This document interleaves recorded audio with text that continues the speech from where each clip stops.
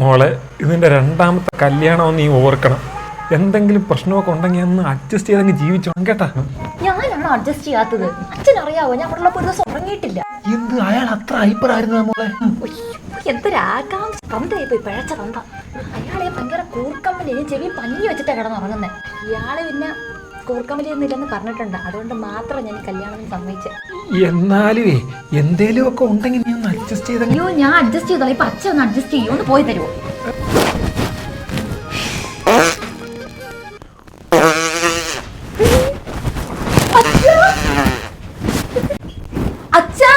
മോളെ അഡ്ജസ്റ്റ് ചെയ്തോണേ.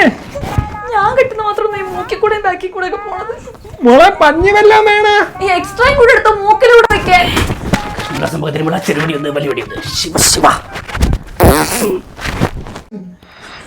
പിച്ചുമ്മയൊക്കെ പറയാൻ കണ്ടു മേടിക്കാരനെ കൊണ്ടുവന്നിട്ട് മറ്റേത് മതിയായിരുന്നു.